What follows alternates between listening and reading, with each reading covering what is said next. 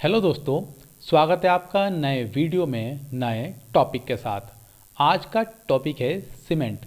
Cement एक ऐसा material है जिसका यूज़ आपने या तो कभी खुद करा होगा या कहीं पर होते हुए देखा होगा।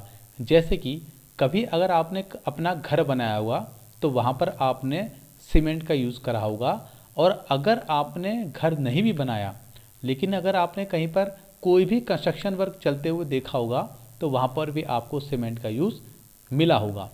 तो आज की वीडियो में हम जानेंगे सीमेंट कैसे बनता है, सीमेंट के कौन कौन से रॉ मटेरियल होते हैं और कौन कौन से इक्विपमेंट यूज़ करे जाते हैं। तो शुरू करते हैं आज के वीडियो को। तो सबसे पहले हम जानेंगे सीमेंट का इतिहास। सीमेंट का इतिहास शुरू होता है हमारा एंशिएंट ग्रीस यानी कि यूनान से और रोम से। प्राचीन यूनान और रोम में जो हमारे ज्वालामुखी की राख होती थी और हमारा जो चूना होता था उसको पानी के साथ मिलाकर सीमेंट जैसी वस्तु के रूप में यूज़ करा जाता था, और ऐसा लगभग 2000 साल पहले होता था। लेकिन 1824 में एक व्यक्ति आता है जिसका नाम होता है जोसेफ एस्पेडीन, जो कि इंग्लैंड का रहने वाला होता है।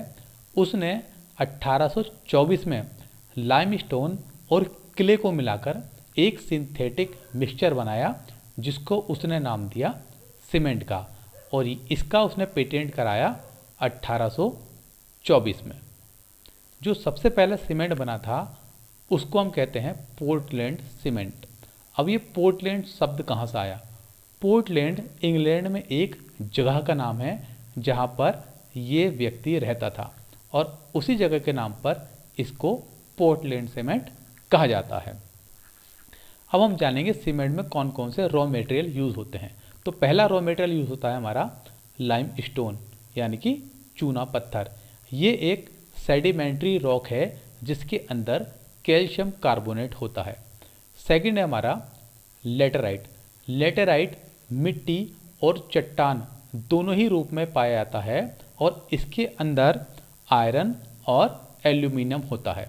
नेक्स्ट है हमारा सेल। ये एक ऐसी सेडिमेंट्री रॉक है जो कि किले और सिल्ट के कंपैक्शन से बनती है। फिर है हमारा रेड मड। रेड मड मिलता है हमको हमारे बॉक्साइट से। जब हम एल्यूमिनियम बनाते हैं उसका जो बचा हुआ वेस्ट पदार्थ होता है। आपको पता है कि एल्यूमिनियम बनाने के लिए हम बेयर प्रोसेस का इस्तेमाल करते हैं, और इसी प्रोसेस के दौरान जो हमारा वेस्ट बचता है उसी को हम रेड मड कहते हैं। इस रेड मड के अंदर कई सारे ऑक्साइड बनते हैं, जिसके अंदर एक ऑक्साइड होता है हमारा आयरन ऑक्साइड जो कि रेड कलर का होता है। यहाँ पर आप देखेंगे सीमेंट बनाने के दो प्रोसेस होते हैं। एक होता है हमारा वेट प्रोसेस और एक होता है ड्राई प्रोसेस। तो दोनों प्रोसेस लगभग कॉमन होते हैं, लेकिन एक जगह पर फ़र्क आता है, वो हम देखेंगे। तो सबसे पहले हम वेट प्रोसेस देखते हैं। तो सबसे पहले हम करेंगे क्वेरिंग। फिर हम इसको जो रॉ मटेरियल मिलता हमको क्वेरिंग से उसको ग्राइंडिंग करेंगे और क्रशिंग करेंगे। उसके बाद इस रॉ मटेरियल में कुछ और एक्स्ट्रा मटेरियल मिलाएंगे और फिर उसकी हम ग्राइंडिंग करेंगे। यहाँ तक तो ड्राई प्रोसेस और वेट प्रोसेस कॉमन है। उसके बाद थोड़ा चेंज होता है।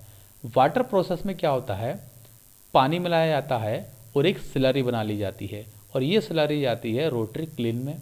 फिर रोटरी क्लीन के बाद हमको क्लिंकर मिलते हैं। ये क्लिंकर ठंडे होने के बाद क्लिंकर स्टोरेज में जाते हैं।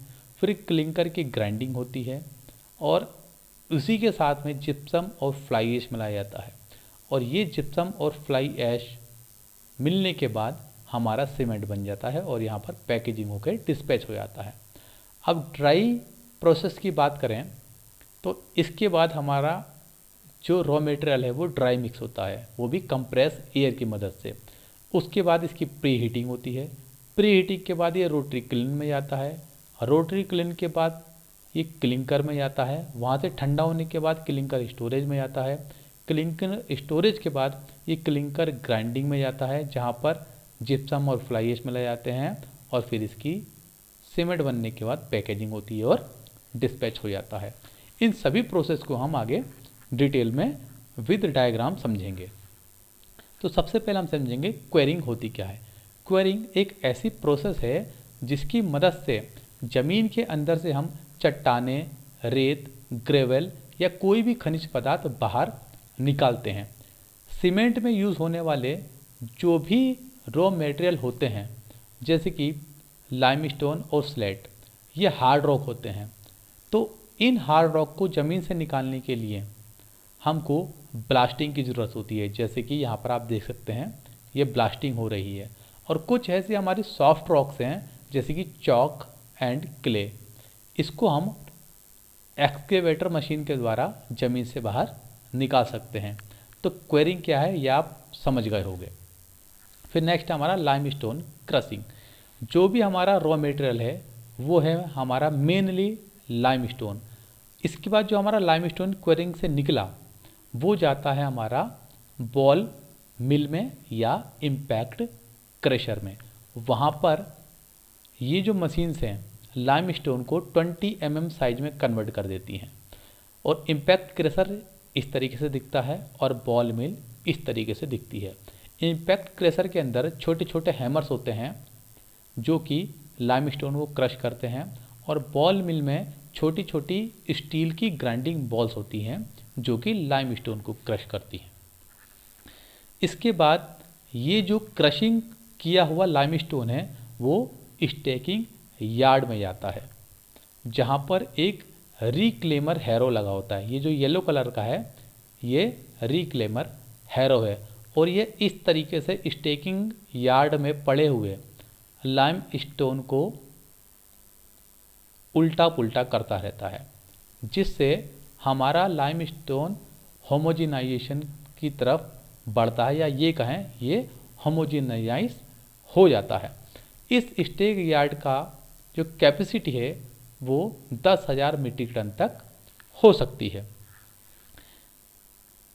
अब ये जो होमोजेनाइज वाला लाइमस्टोन है ये जाता है रॉ मिल में।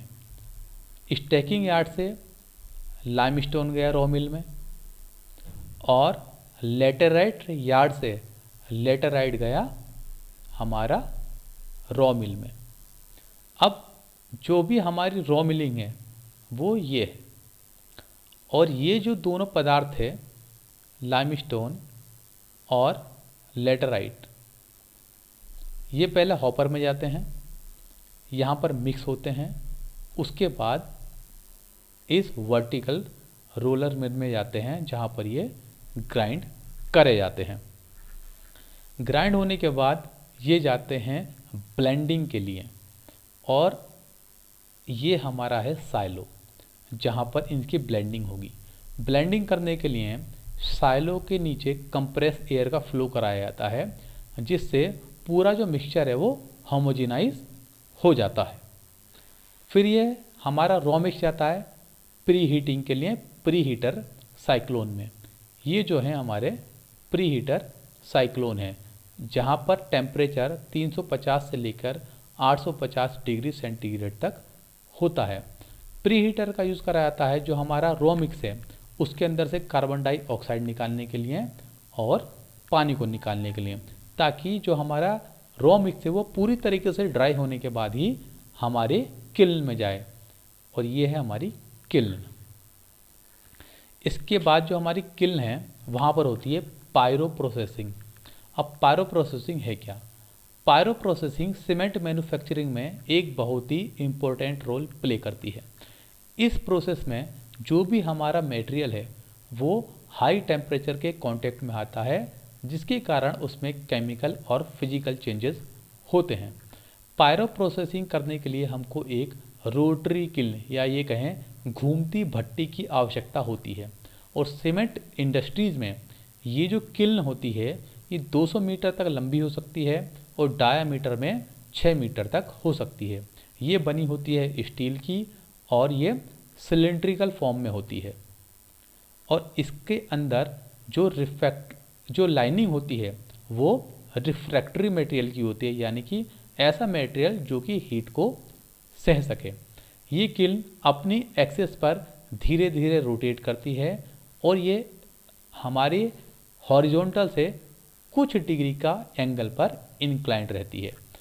इस भट्टी के अंदर जो रॉ मटेरियल है वो अपर एंड से आता है और धीरे धीरे डाउन एंड की ओर जाता है।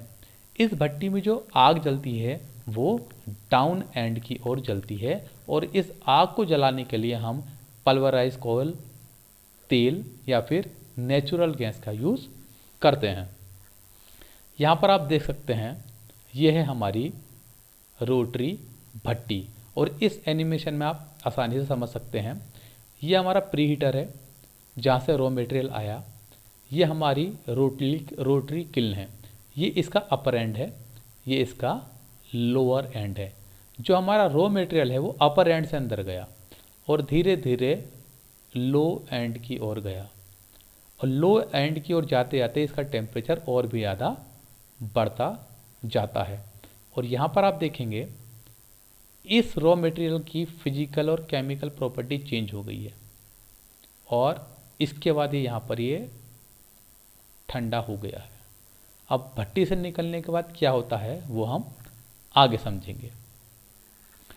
अब पायरो प्रोसेसिंग के दौरान जो हमारा लोअर एंड है उसका टेम्परेचर हो जाता है 1450 डिग्री से लेकर 1600 डिग्री सेंटीग्रेड और हमारा रॉ मटेरियल छोटे छोटे क्लिंकर के नोडुलर में बन जाता है।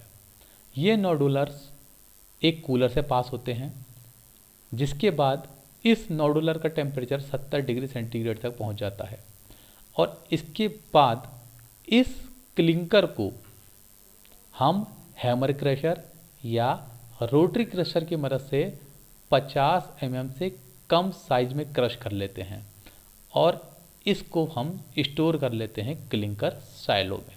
ये हमारा क्लिंकर साइलो है। क्लिंकर साइलो से निकलने के बाद हमारा मटेरियल जाता है सीमेंट मिल हॉपर में। ये हमारा सीमेंट मिल हॉपर है। अगर हमको ओपीसी सीमेंट बनाना है तब हम इसी हॉपर में क्लिंकर के साथ जिप्सम मिलाएंगे और अगर हमको पीपीसी सीमेंट बनाना है तब हम क्लिंकर के साथ जिप्सम मिलाएंगे और फ्लाई ऐश मिलाएंगे।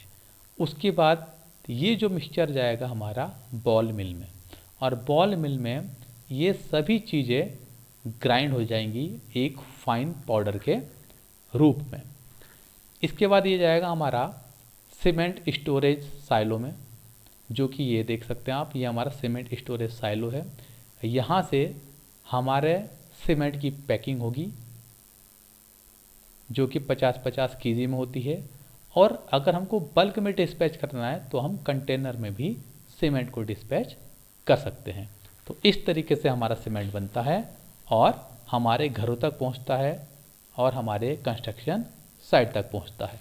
तो आई होप आपको समझ में आया होगा कि ये सीमेंट कैसे बनता है। यहाँ पर एक छोटा सा कंक्लूजन निकाल लेते हैं कि सीमेंट कैसे बनता है। तो आप देखेंगे ये हमारा क्वेरिंग हो रही है, यहाँ पर क्रशिंग हो रही है, यहाँ पर होमोजेनाइजेशन हो रहा है, यहाँ पर लाइमस्टोन और लेटराइट की मिक्सिंग हो रही है। फिर ये रॉ मिल में जाता है। रॉ मिल में जाने के बाद रॉ मिल में होमोजेनाइजेशन होती है। उसके बाद ये प्री हीटिंग होती है। प्री हीटिंग के बाद ये किल्न में जाता है जहाँ पर पायरो प्रोसेसिंग होती है। पायरो प्रोसेसिंग के बाद कूलिंग होती है। कूलिंग के बाद ये कन्वर्ट हो जाता है क्लिंकर में। फिर ये क्लिंकर स्टोरेज में जमा होता है। क्लिंकर स्टोरेज के बाद यहाँ पर सेकेंडरी एडिटिव जैसे कि जिप्सम और फ्लाई ऐश इसमें मिक्स करे जाते हैं। उसके बाद ये सीमेंट मिल में जाता है जहाँ पर इसकी ग्राइंडिंग होती है पाउडर के रूप में। फिर ये जाता है सीमेंट स्टोरेज साइलो में। सीमेंट स्टोरेज साइलो के बाद ये जाता है हमारा पैकेजिंग में और फिर होता है हमारा डिस्पैच। तो आई होप आपको ये वीडियो अच्छा लगा होगा। मिलते हैं नए वीडियो में नए टॉपिक के साथ।